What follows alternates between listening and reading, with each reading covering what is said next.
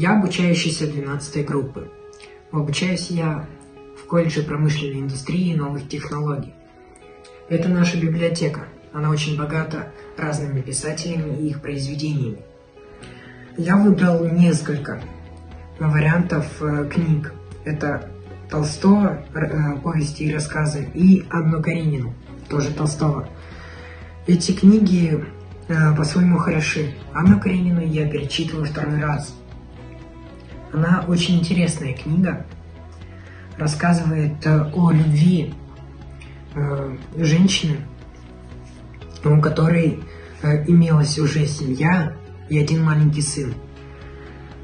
Муж был старше ее намного, а влюбляется она в офицера, который чуть-чуть моложе ее. Муж, узная о интрижке жены, начинает ставить перед ней выбор. Либо не видеться с сыном никогда, но жить с любящим человеком, либо жить с ним и видеть сына постоянно. Не найдя выход в этой ситуации, она бросается под поезд. Ну а что теперь хочу добавить от себя? Ведь посещение библиотеки – это очень важно. Ведь мы становимся юридически грамотными и развитыми. Мы видим знаки препинания и учимся правильно расставлять их.